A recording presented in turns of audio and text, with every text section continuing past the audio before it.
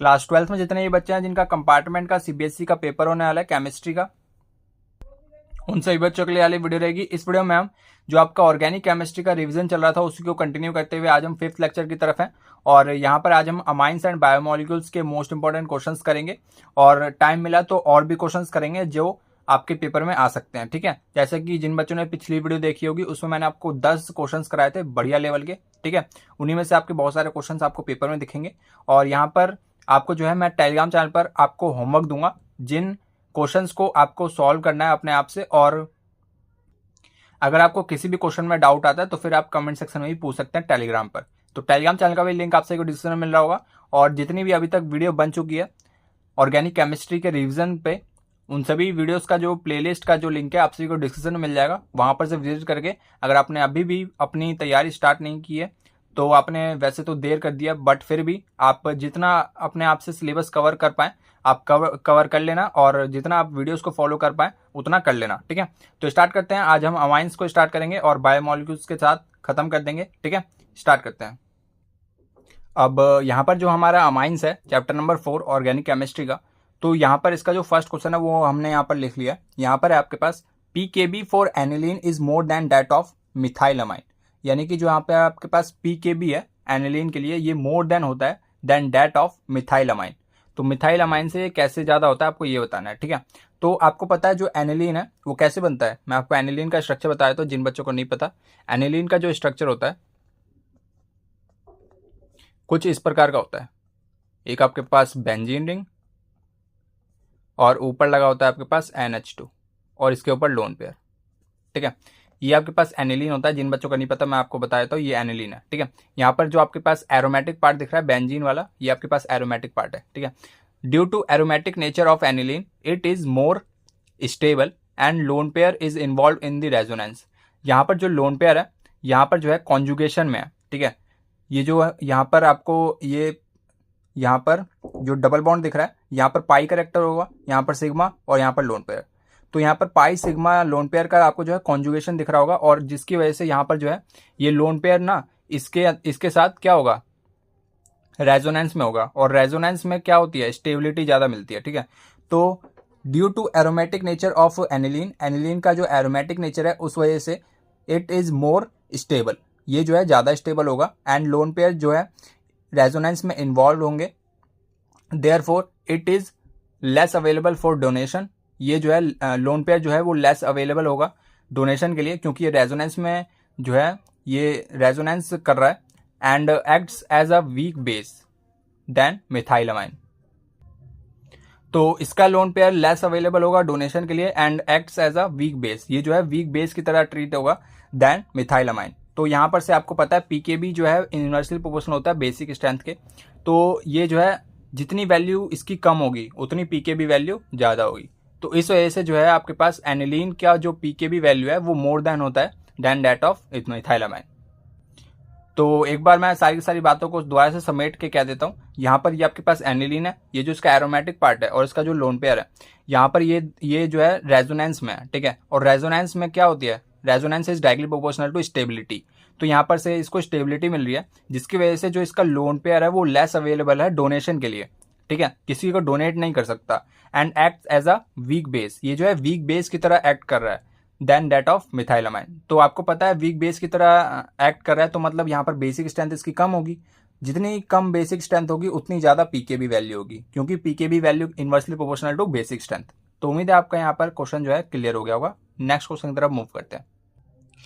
Next question है question number 2, ethylamine is soluble in water whereas aniline is not. जो आपके पास इथाइलमाइन होता है वो सॉल्युबल होता है वाटर में, बट जो एनिलीन है वो सॉल्युबल नहीं होता वाटर में, ये आपको बताना है। ठीक है, तो इथाइलमाइन का स्ट्रक्चर आप सभी को पता है, मैं आपको बताया तो जो आपका इथाइलमाइन है वो कुछ इस प्रकार का होता है। इथाइलमाइन कहाँ पे बनाऊँ मैं, यहाँ पर बना देते हैं।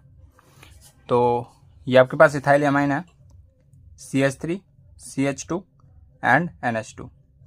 तो ये आपके पास इथाइल है और ये अमाइन है। ठीक है, तो इथाइलमाइन इसको बोलते हैं इथाइलमाइन। तो यहाँ पर है आपके पास due to H bonding and less hydrophobic nature of ethylamine than aniline it is more soluble in water. तो यहाँ पर जो इसका एरोमेटिक वाला पार्ट है ना एनिलीन का, वो यहाँ पर हाइड्रोफोबिक होता है इन नेचर, यानी कि ये जो है वाटर में डिजॉल्व नहीं होता, इसको कहते हैं हाइड्रोफोबिक, ठीक है। यानी कि उसको हाइड्रो यानी वाटर से डर लगता है, ठीक है, इसके एरोमेटिक पार्ट को। ये तो डिजॉल्व होना चाहता है, NH2 तो डिजॉल्व होना चाहता है, बट इसका जो एरोमेटिक वाला पार्ट है ये इसको डिजॉल्व नहीं होना देता। इस वजह से जो यहाँ पर एनिलीन है वो डिजॉल्व नहीं हो पाता वाटर में as compare to ethylamine. Ethylamine completely dissolve हो जाता है क्योंकि इसके पास ऐसा कोई सा भी एरोमेटिक वाला पार्ट नहीं है जिसकी वजह से ये वाटर में डिजॉल्व ना हो, ठीक है। नेक्स्ट क्वेश्चन है, although amino group is ortho and para directing in aromatic electrophilic substitution reaction, aniline on nitration gives substantial amount of meta nitroaniline। तो इस क्वेश्चन में आपको क्या कहा गया कि ये मैं आपको समझा देता हूँ। ये जो आपके पास अमीनो ग्रुप है ये वैसे तो ऑर्थो एंड पैरा डायरेक्टिंग होता है, बट यहाँ पर जब हम एरोमेटिक इलेक्ट्रोफिलिक सब्सटीट्यूशन रिएक्शन करेंगे, यानी कि जब हम यहाँ पर एनिलीन का नाइट्रेशन करेंगे, give substantial amount of Meta nitrophenol. तो यहाँ पर ये जो अमीनो ग्रुप है ये एक्चुअल में ऑर्थो एंड पैरा डायरेक्टिंग होता है।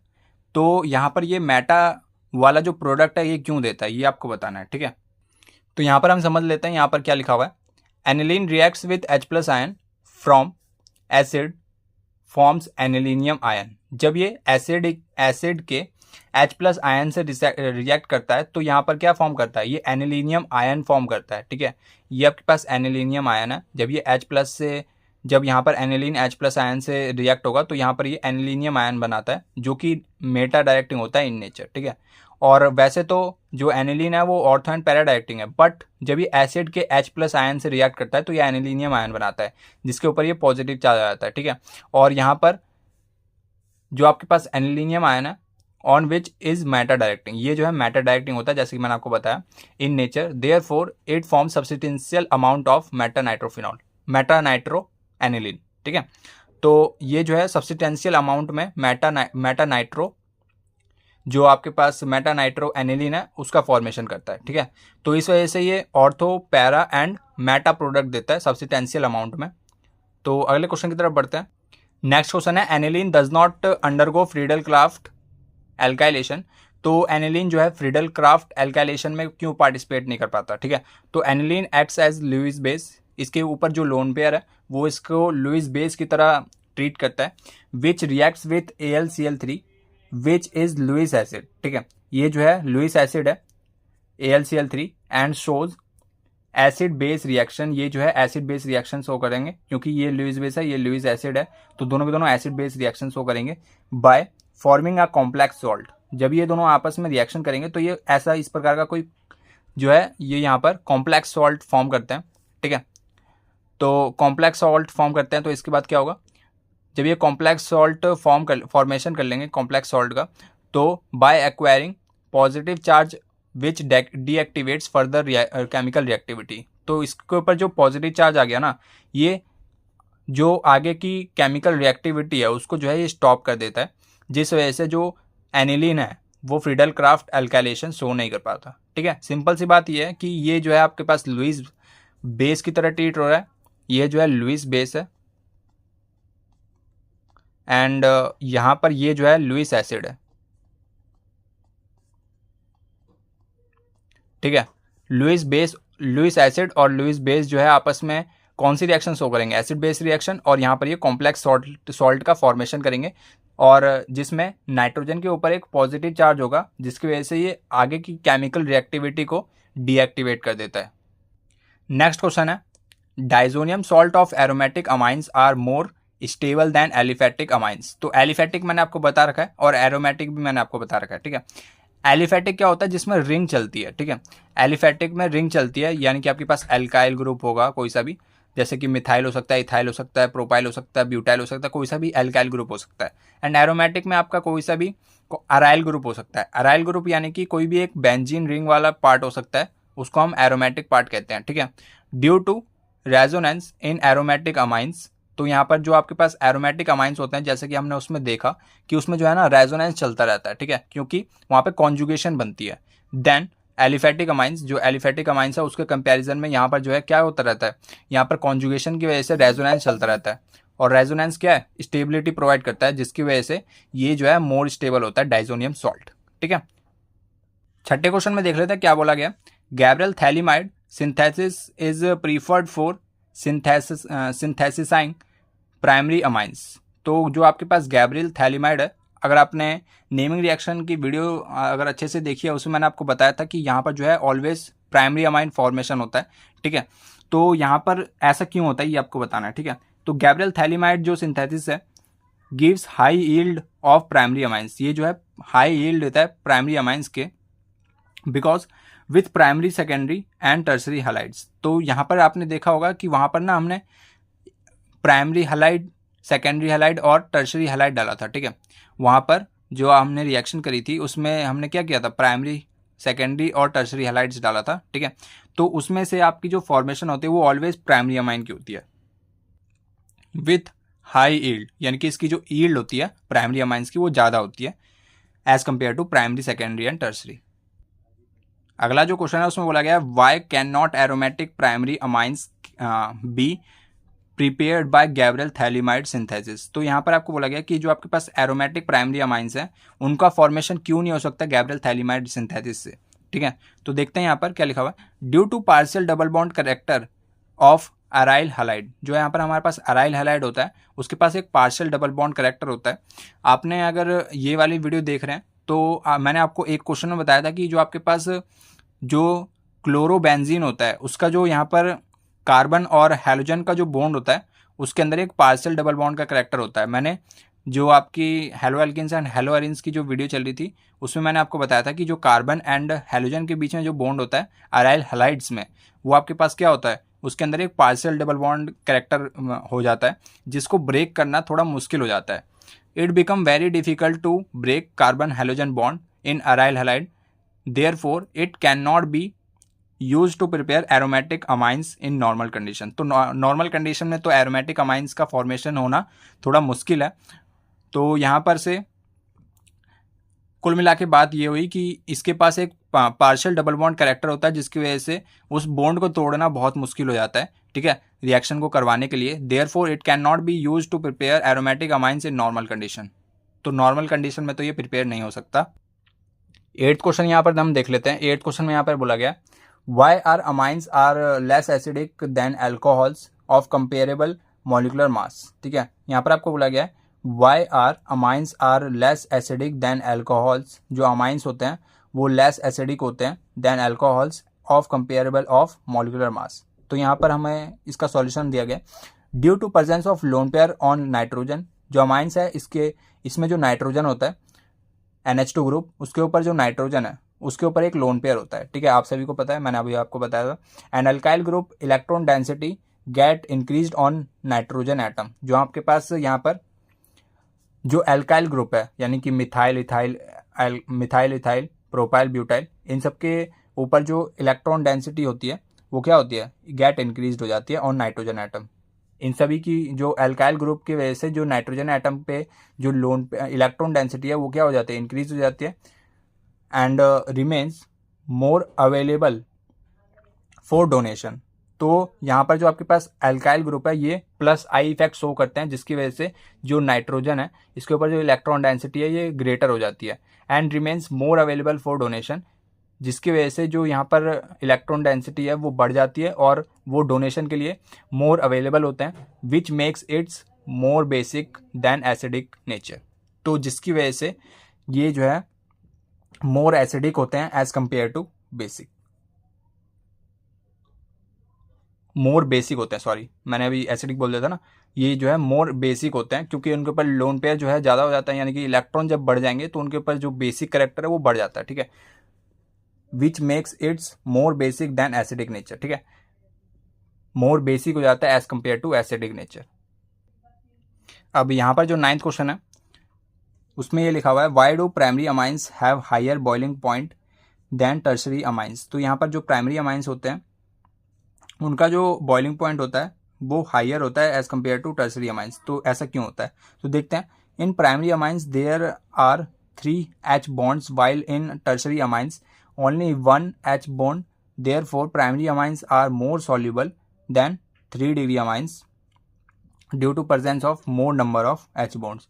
तो यहाँ पर more number of H bonds होते हैं जिसके 1 डिग्री के कंपैरिजन में सबसे पहले हम ये डायग्राम देखते हैं, तब आपको ज़्यादा समझ में आएगा। यहाँ पर जो है हमारे पास 1 डिग्री अमाइन है, जिसके अंदर 3 हाइड्रोजन बॉन्ड बन रहे हैं। यहाँ पर से हमारे पास ये जो है H2O ग्रुप है। जब इनको हमने वाटर के अंदर डाला तो यहाँ पर से 3 आपके H बॉन्ड बन रहे हैं। एक तो यहाँ पर से ये इन दोनों का बॉन्ड बन रहा है, इसको H बॉन्ड कहेंगे। एंड यहाँ पर इन दोनों का बन रहा है इलेक्ट्रोनेगेटिव, एक आपका इलेक्ट्रोनेगेटिव एलिमेंट होना चाहिए और एक आपके पास हाइड्रोजन होना चाहिए। ये इलेक्ट्रोनेगेटिव एलिमेंट, ये हाइड्रोजन, इन दोनों के बीच में बॉन्ड बन रहा है, तो एक H बॉन्ड, ठीक है। यहाँ पर दूसरा H बॉन्ड, ये भी इलेक्ट्रोनेगेटिव एलिमेंट है और एक हाइड्रोजन बॉन्ड, तो इसके बीच में क्या बन रहा है, बॉन्ड बन रहा है। एंड यहाँ पर ऑक्सीजन और हाइड्रोजन, इन दोनों के बीच में बॉन्ड बन रहा है, ठीक है। तो यहाँ पर 3 आपके पास हाइड्रोजन बॉन्ड बन रहे हैं। अगर हम यहाँ पर 3 डिग्री अमाइन लें तो यहाँ पर से बस एक ही बॉन्ड की फॉर्मेशन हो पा रही है। तो यहाँ पर इस वजह से जो आपके पास प्राइमरी अमाइंस होते हैं उनके पास हायर बॉइलिंग पॉइंट होता है as compare to tertiary amines, क्योंकि उसके पास 3 हाइड्रोजन बॉन्ड होते हैं और उस हाइड्रोजन बॉन्ड को तोड़ने में ज़्यादा एनर्जी लगती है as compare to tertiary amines, ठीक है। और इस वाले चैप्टर का ये लास्ट क्वेश्चन रहेगा, why are aliphatic amines are stronger base than aromatic amines. जो आपके पास एलिफेटिक अमाइंस होता है वो स्ट्रॉन्गर बेस होते हैं देन एरोमेटिक अमाइंस, ऐसा क्यों? Due to presence of resonance in aromatic amines, lone pair remains involve in resonance and remain less available for donation than जो आपके पास एलिफेटिक अमाइंस है। Therefore aromatic amines are less basic than aliphatic amines. कहने का मतलब ये है कि जो आपके पास रेजोनेंस होता है एरोमेटिक अमाइंस में वो कंटिन्यूसली चलता रहता है due to lone pair available on nitrogen, और यहाँ पर जिसकी वजह से जो है यहाँ पर रेजोनेंस चलता है, ठीक है।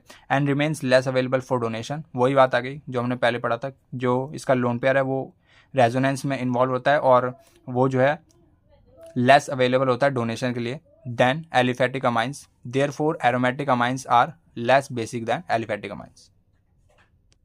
अब चलते हैं हम बायोमोलिक्यूल्स के ऊपर, और यहाँ पर ये हमारा लास्ट चैप्टर रहेगा। इसके बाद जो है यहाँ पर आपके सारे कंप्लीट हो जाएंगे, सारे रिवीजन ऑर्गेनिक केमिस्ट्री का, ठीक है।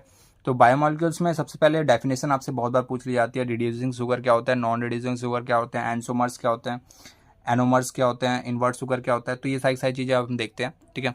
रिड्यूसिंग एजेंट देखते हैं, यहाँ पर रिड्यूसिंग शुगर क्या देखते हैं, यहाँ पर क्या होता है, विच कैन रिड्यूस टॉलेंस और फेलिंग्स रिएजेंट। जैसे कि मैंने आपको बताया टॉलेंस रिएजेंट क्या होता है, AgNH3 उस पर वोल्ट वाइज और ऊपर एक पॉजिटिव चार्ज, उसको हम कहते हैं Tollens reagent. And Fehling's reagent Cu2+ और OH आयन, ठीक है।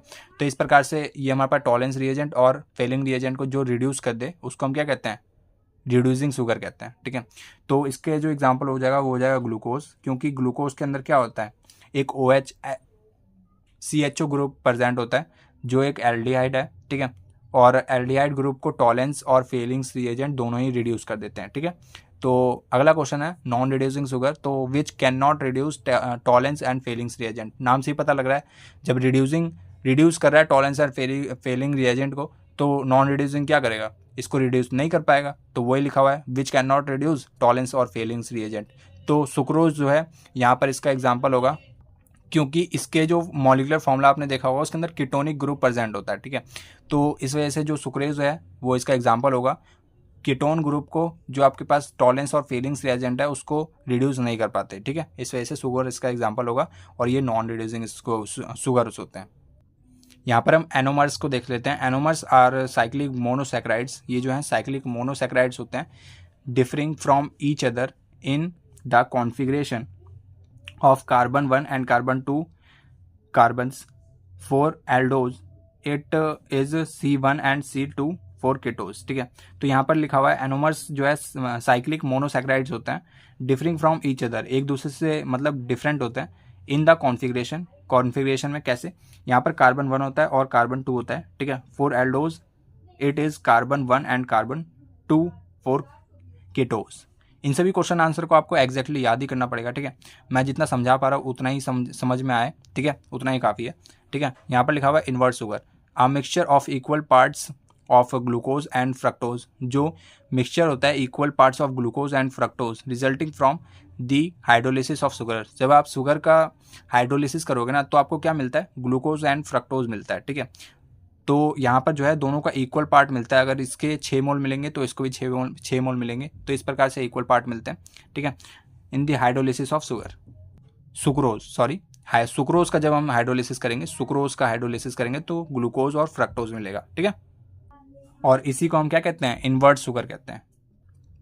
अगला है आपके पास डीनेचुरेशन, द अनफोल्डिंग और breaking up of protein modifying its standard 3 dimensional structure peptide bond when COOH and NH2 group combined together from alpha amino acid they form CONH bond. ठीक है, after removal of water, जब water का removal होता है तो ये वाले bond की फॉर्मेशन होती है CONH, एंड इसको हम कहते हैं पेप्टाइड बॉन्ड। ठीक है, जब हम COOH एंड NH2 ग्रुप को कंबाइन करते हैं with the formation of alpha amino acid, तो यहाँ पर से जो है वाटर मॉलिक्यूल का रिमूवल होता है, यहाँ पर जो है H2 रिमूव हो जाता है और यहाँ पर हमारे पास जो है इस बॉन्ड की फॉर्मेशन होती है और इसी बॉन्ड को हम क्या कहते हैं, पेप्टाइड बॉन्ड।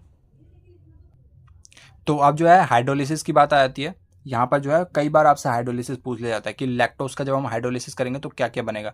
तो लैक्टोज का जब हम हाइड्रोलिसिस करते हैं तो क्या बनता है, beta D galactose and beta D glucose. जब हम सुक्रोज का हाइड्रोलिसिस करेंगे ये मिलेगा हमारे पास alpha D glucose and beta D fructose. जब हम माल्टोज का हाइड्रोलिसिस करेंगे अल्फा डी ग्लूकोज मिलेगा एंड अल्फा डी ग्लूकोज मिलेगा। DNA का हाइड्रोलिसिस करते हैं तो पेंटोज शुगर मिलेगा, फॉस्फोरिक एसिड मिलेगा और नाइट्रोजनस बेस मिलेगा। RNA का हाइड्रोलिसिस करेंगे तो पेंटोज शुगर मिलेगा, फॉस्फोरिक एसिड और यहाँ पर मिलेगा आपके पास नाइट्रोजनस बेस, यानी कि इन दोनों में जो है आपके पास सेम हाइड्रोलिसिस के बाद प्रोडक्ट मिलता है। अब जो है आपके पास ये जो आपके पास बायोमॉलिक्यूल्स हैं इसकी भी कुछ कन्वर्जन्स हैं, यानी कि इसकी भी कुछ रिएजेंट्स हैं जिनको आपको ध्यान में रखना होगा। जब हम यहाँ पर HI डाल देंगे डी ग्लूकोज में तो यहाँ पर हमारे पास क्या बन जाता है, एक 6 कार्बन की लॉन्ग चेन बन जाती है, 1 2 3 4 5 6, यानी कि 6 कार्बन की आपकी एक हाइड्रोकार्बन की चेन बन जाती है। अगर आपके पास Br2 और वाटर, जब हम डी ग्लूकोज, ये आपका डी ग्लूकोज है, ये स्ट्रक्चर है, इसके अंदर जब हम Br2 और वाटर डाल देंगे तो यहाँ पर हमारे पास क्या हो जाएगा, तो Br2 और इसके अंदर वाटर डालेंगे डी ग्लूकोज के अंदर तो ये CHO ग्रुप को COOH ग्रुप में चेंज कर देगा, बाकी एक्जैक्टली सेम रहेगा। एंड कंसनट्रेटेड HNO3 डाला तो यहाँ पर भी COOH कर देगा CHO की जगह और नीचे भी COOH कर देगा। ठीक है, एंड यहाँ पर HCN डाला तो यहाँ पर ऊपर जो है CHO की जगह यहाँ पर एक OH बना देगा और यहाँ पर CN लगा देगा, बाकी एक्जैक्टली सेम रहेगा। तो ये आपको याद कर लेना है। इस बार जो है आपका ये पूछा गया था, अगर आपने पेपर उठा के देखा हो तो आपका एक सेट में ये वाला क्वेश्चन पूछा गया था, HCN डाल दिया गया था और उसके अंदर ये आपका प्रोडक्ट बन रहा होता है। तो इनमें से कोई सा भी आपका एक आ सकता है। एक आपकी लास्ट रिएक्शन और आ जाती है एसिड एनहाइड्राइड के साथ। तो एसिड एनहाइड्राइड जब आपने इसके अंदर डाला तो इस प्रकार से आपका ये प्रोडक्ट बनता है, आप इसको देख लें और यहाँ पर 5CH3COOH बन जाता है। ठीक है, मेन प्रोडक्ट आपका ये है, बाकी ये बाय प्रोडक्ट्स हैं। एंड यहाँ पर अगला है आपके पास what is starch and write its 2 main components. तो स्टार्च क्या होता है वो आपको बताना है। Starch is the main source of energy, ये जो है एनर्जी का मेन सोर्स होता है और आपको इसके कंपोनेंट्स बताने हैं। तो स्टार्च के जो कंपोनेंट्स हैं वो रूट है, ट्यूबर है, सीरियल्स हैं। ठीक है, ये जो है डेफिनेशन में ही है, इसके 2 कंपोनेंट्स ये हैं, अमाइलोज एंड अमाइलोपेक्टिन। हाँ, ये जो है इसकी डेफिनेशन में, सॉरी मैंने आपको कंपोनेंट बोल दिया था ना, तो ये स्टार्च की डेफिनेशन में ही है। स्टार्च जो है मेन सोर्स होता है एनर्जी का and found in root, tuber and cereals and ETC। ठीक है, और इसके मेन कंपोनेंट्स हैं अमाइलोज एंड अमाइलोपेक्टिन। फिफ्थ जो आपका क्वेश्चन है इसमें लिखा हुआ है what are amino acids, write examples of essential and non essential amino acids. तो यहाँ पर हम देख लेते हैं क्या होता है आपके पास। The compound which contains NH2 and COOH group, इसको हम कहते हैं अमीनो एसिड्स। और एसेंशियल होता है हमारे पास leucine and lysine, and non essential हमारे पास जो अमीनो एसिड्स होते हैं वो है हमारे पास ग्लाइसिन एंड एलानाइन। अगला है आपके पास डिफ्रेंशिएट बिटवीन करना है आपको फाइब्रस प्रोटीन में एंड ग्लोबर प्रोटीन में। ठीक है, तो यहाँ पर हमारे पास the protein which contains fibre called fibrous protein and it does not contain any fibre. ठीक है, it is insoluble in water, it is soluble in water. ये जो है इनसॉल्युबल होता है और ये सॉल्युबल होता है। Parallel chain of amino acids are present, और इसके जो एग्जांपल हैं वो है हमारे पास मायोसाइन एंड इसका है हमारे पास कॉइल्ड चेन, इसका स्ट्रक्चर होता है बाय प्रोटीन आर प्रेजेंट। ठीक है, और यहाँ पर है हमारे पास इंसुलिन। कभी कभार जो है DNA और RNA में डिफरेंस पूछ लेता था, तो इसमें जो डिफरेंस है वो है हमारे पास DNA is genetic material which transform genetic information from one generation to another generation, and RNA हमारे पास RNA is genetic material which is present in some virus। ठीक है, ये some virus में present होता है और ये genetic material होता है which present in some virus। And DNA is made up of pentose sugar, phosphoric acid and nitrogenous base. RNA is made up of pentose sugar, phosphoric acid and nitrogenous base. अब DNA का structure देख लेते हैं. Double helical structure होता है, इसका जो है सिंगल स्ट्रैंड स्ट्रक्चर होता है. अब आपको बताना है what is denaturation, write its 2 example. इसके आपके 2 एग्जाम्पल भी देने हैं. Whenever the external factors like temperature, pH and जो यहाँ पर आपके पास प्रेशर है, change the biological activity of protein and on uncoiling the structure called denaturation of protein. जैसे कि कर्ड हो गया, सॉलिड एग हो गया, solid egg white by heating. जो आपके पास एग होता है वो उसको जब आप हीट करते हो यानी कि पानी में जब आपको उसको उबालते हो तो वो कैसा हो जाता है, वो वाइट हो जाता है, एग वाइट हो जाता है. अगर मैं पूछूं किसी पेपर में सबसे ज़्यादा जो क्वेश्चन है वो कौन सा रिपीट हुआ है, तो ये वाला क्वेश्चन रिपीट हुआ है. ठीक है.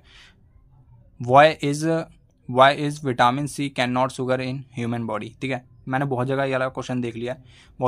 बहुत सारे जो कोचिंग है वो भी इस क्वेश्चन में पूछते हैं, तो इस वाले क्वेश्चन में कुछ है नहीं, बस इतना सही है. It is water soluble vitamin. ये जो है वाटर में सॉल्युबल वाला विटामिन है. And get excreted from the body with sweat और यूरिन. यानी कि ये जो है हमारे पसीने और यूरिन की मात्रा से हमारे बॉडी से एक्सक्रीट हो जाता है, क्योंकि ये वाटर सॉल्युबल विटामिन होता है. अब देख लेते हैं how is nucleotide and nucleoside are different from each other, write their structure with definition. तो डेफिनेशन है हमारे पास, nucleoside contains only sugar and a base, whereas nucleotides contains sugar, base and a phosphate group as well. तो इसका structure देख लेते हैं. तो ये न्यूक्लियोसाइड का स्ट्रक्चर है, ये न्यूक्लियोटाइड का. तो ये तो आपको एग्जैक्टली याद करना पड़ेगा. अगला है हमारे पास, इस चैप्टर में ना वैसे एग्जैक्टली कुछ पढ़ाने लायक है नहीं. ठीक है, यहाँ पर जो है आपको अगर एक बार ये समझ में आ गया तो ये बहुत इजी चैप्टर है. बाकी तो इसको याद ही करना है, इसको रट्टा मारने वाला चैप्टर है, क्योंकि एक तरीके से बायो का चैप्टर है. ठीक है, और यहाँ पर आपके पास ये जो 10वां क्वेश्चन है ये है आपके पास, व्हाट इज ग्लाइकोसिडिक लिंकेज. ठीक है, गिव एन एग्जाम्पल. तो it is oxide linkage between 2 monosaccharides after removal of water molecule. और ये इसके जो एग्जांपल्स हैं वो है sucrose, maltose and lactose. And यहाँ पर हमारे पास ये जो हमारे पास विटामिन होते हैं डिफरेंट प्रकार के, A B C D E के, इनसे होने वाले डिजीज़ के बारे में बताना है. तो विटामिन ए की कमी से होता है आपके पास नाइट ब्लाइंडनेस, विटामिन बी की तो कमी से होता है बेरी, विटामिन सी की वजह से डेफिशिएंसी से होता है आपके पास स्कर्वी, एंड इसकी कमी से होता है विटामिन डी के, ये होता है रैकेट्स, एंड विटामिन ई के स्किन प्रॉब्लम्स, एंड विटामिन के से हेमोरेज. ठीक है, और दूसरी कैटेगरी का क्वेश्चन जो हर बार पूछ लिया जाता है, what are enantiomers, write its properties. तो ये भी बहुत बार पूछा हुआ क्वेश्चन है. यहाँ पर एनेंशियोमर्स क्या होते हैं? Enantiomers are a pair of molecule that exist in the two form that can not be superimpose on each other but are mirror images of each other. ठीक है, ये एक दूसरे के ऊपर सुपर इम्पोज तो नहीं हो पाते बट एक दूसरे की मिरर इमेज जरूर होते हैं. ठीक है, तो यहाँ पर प्रॉपर्टीज देख लेते हैं. Identical melting and boiling points. ठीक है, identical density, dissociation and strength, different direction of refraction of plane polarised light. ठीक है, तो ये सारी इसकी प्रॉपर्टीज हैं, ये आपको यहाँ पर याद करना है. ठीक है, तो बस यहीं पर हमारा जो ये बायोमोलिक्यूल्स और अमाइंस वाला जो चैप्टर है ये यहाँ पर खत्म होता है मोस्ट इंपॉर्टेंट क्वेश्चंस के साथ. ठीक है, उम्मीद है आपको ये सारी 5 जो वीडियोस हैं ये आपको पसंद आई होंगी, और इन सभी से अगर आपको कुछ भी हेल्प मिली है तो आप कमेंट सेक्शन में जरूर से लिख सकते हैं, और इस वीडियो के लिए लाइक का बटन जैसे दबा सकते हैं. ठीक है, और आपके पेपर के लिए मेरी तरफ से आपको ऑल द वेरी बेस्ट. और टेलीग्राम चैनल पर आपको मैं एक शीट प्रोवाइड करूंगा जिसमें आपको केमिकल टेस्ट होंगे. ठीक है, उन सभी का सॉल्यूशन भी आपको टेलीग्राम चैनल पे मिल जाएगा, तो वहाँ पर से विजिट करके आप वो सारे क्वेश्चंस को जरूर से अपने आप से ट्राई कर लेना. और जितने भी मैंने आपको इन सभी वीडियोस में कराया है, उम्मीद है आप सभी ने इसको अच्छे से फॉलो किया होगा, इन सभी की प्रैक्टिस की होगी. जैसे कि मैंने आपको बोला था, naming, reaction mechanism, chemical reactivity, इन सभी को आपको 2 से 3 बार लिख के देखना है. जितना आप लिखोगे आपके दिमाग में और आपके हाथों में वो सारी की सारी चीज़ें सेट होती जाएंगी, और उसी हिसाब से आप पेपर में भी कर पाओगे. ठीक है, तो बस इस वीडियो में इतना ही. नेक्स्ट वीडियो मिलते हैं किसी नए टॉपिक के साथ. तब तक के लिए नमस्कार, बाय बाय.